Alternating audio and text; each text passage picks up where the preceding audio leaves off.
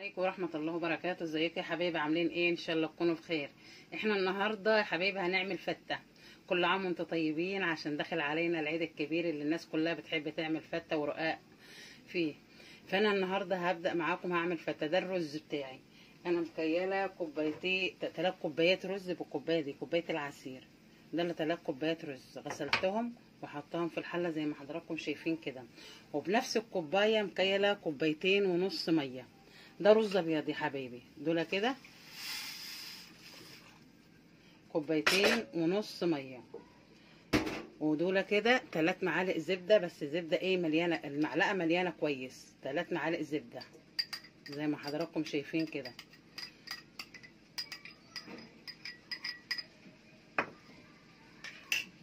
معلقه ملح صغيره.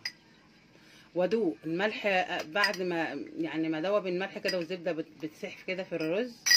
بدوق الميه تحت الرز كده. لو حسيت ان هي مش ناقصه ملح ازود، مش ناقصه ملح وملحها مظبوط خلاص تمام كده. ده معانا الرز اهو. ده الرز الابيض بنعمله ابيض كده. بنحط الرز والزبده والملح مع بعض زي ما حضراتكم شايفين كده بالمكيال اللي انا قلت لكم عليه كده. الرز هوريه لكم بعد ما هيستوي معانا. بصي يا حبايبي، انا كده الرز بتاعي اهوت لسه حاطه، لسه مستواش.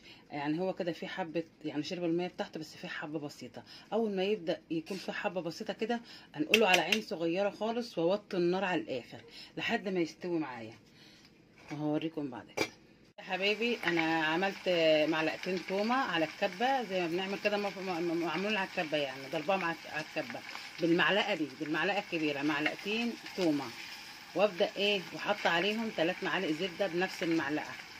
ابدا احمرهم كده، ما اخليهاش التومه تحمر معايا خالص، اخليها تبقى شكل الذهبي كده، داخله على الشكل الذهبي، مش تتحمر خالص لدرجه ان هي تبقى مراره، لا، لان لو اتحمرت اكتر من كده هتبقى مراره. اخليها شكل الذهبي كده، وابدا انزل بالصلصه بتاعتي.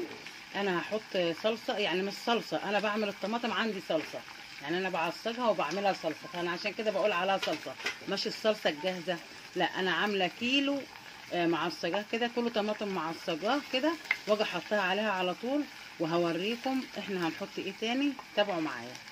تصل للشكل ده، الشكل الذهبي ده، مش اكتر من كده. ابدا دي معلقه خل، معلقه كبيره خل، انزل بيها كده. وده كيلو الطماطم اللي انا عصقته، عشان هي كانت مجمده.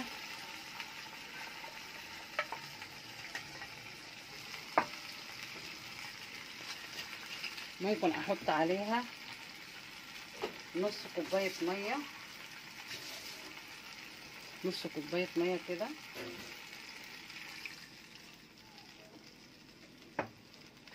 كده حطيت الخل بتاعي للطماطم بتاعتي، هتبقى بس تاخد غلوتين كده 3 وخلاص. واحط دول معلقتين سكر صغيرين، معلقه الصغيره دول معلقتين سكر اهو.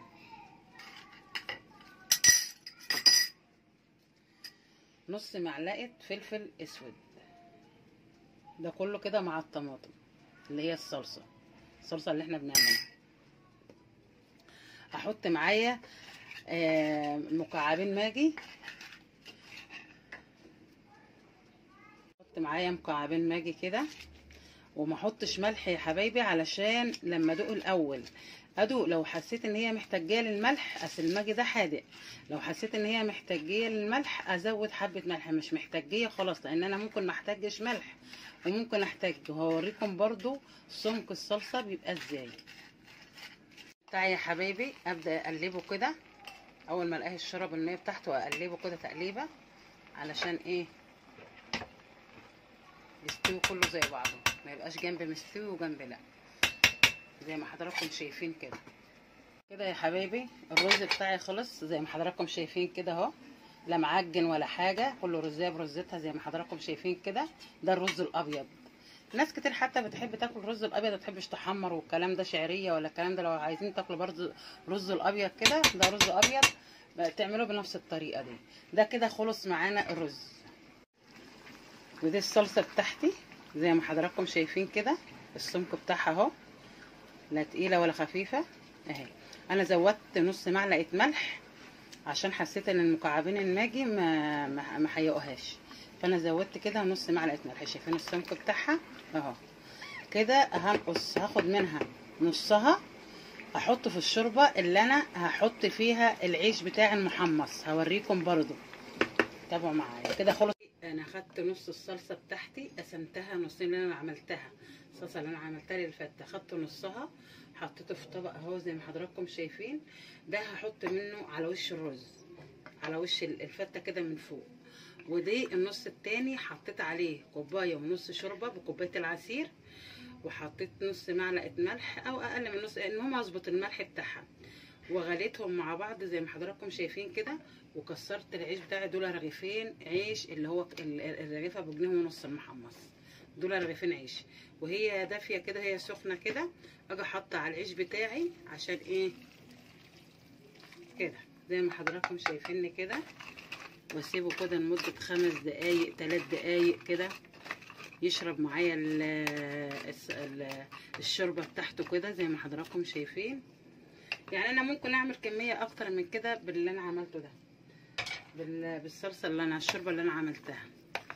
هحط كده وابدا كده حبايبي، خليكم معايا اعمل الطبق بتاعي بقى زي ما حضراتكم شايفين كده. تابعوا معايا وشوفوني هعمل ازاي.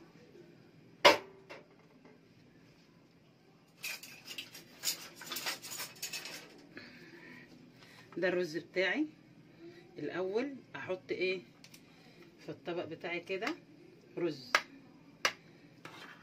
يعني انا حطيت العيش الاول في الشوربه، واول على طول ابدا كده على طول احط الرز بتاعي كده في السرفيس بتاعي زي ما حضراتكم شايفيني كده.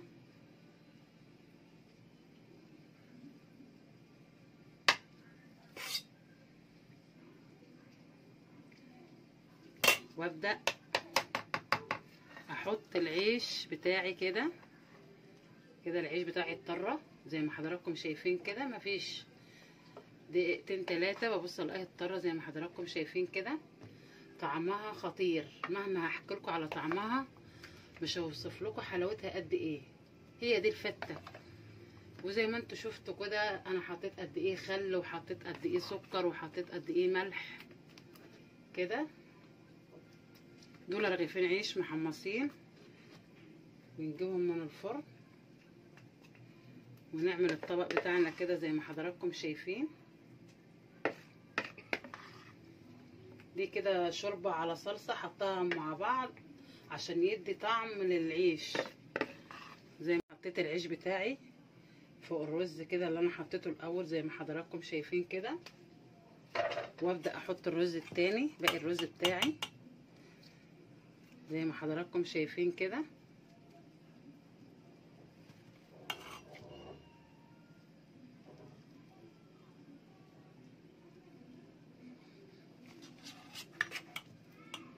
ده ما شاء الله يعني طبق يوكل اكتر من 6 افراد، يعني ما شاء الله السرفيس ده يوكل اكتر من 6 افراد، يعني ما شاء الله. يعني لو عملتها بنفس الطريقه دي هتعجبكم جدا جدا زي ما حضراتكم شايفيني كده خطوه خطوه.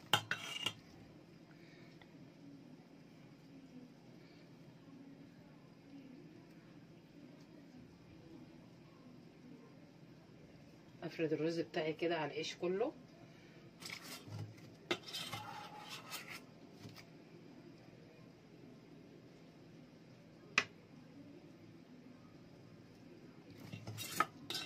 دول 3 كوبايات رز زي ما قلت لكم. وكده الفته بتاعتي اهي، هوريكم بس كده معايا واحده واحده كده. غرفت الرز بتاعي، انزل بقى بالصلصه بتاعتي كده بالشكل الجميل ده كده زي ما حضراتكم شايفيني كده.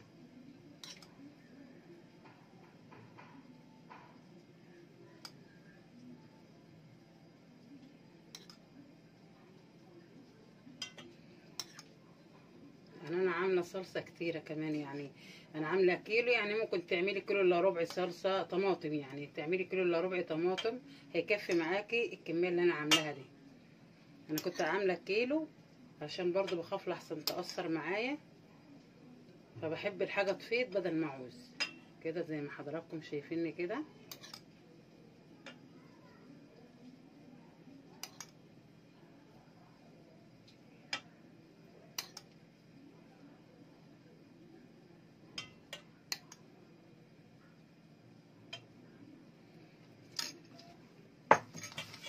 كده خلص معانا طبق الفته دي. الفته بتاعتنا يا جماعه اللي هتعملوها وهتحسوا انكم لاول مره تدوقوا فته. لو عملتوها بنفس الطريقه دي هتعجبكم جدا جدا. تعملوها وتاكلوها بالف هنا وشفا. ما تنساش تفعلوا الجرس وتدوسوا لايك عشان يوصلكم كل جديد. والسلام عليكم ورحمه الله وبركاته. كل عام وانتم بخير.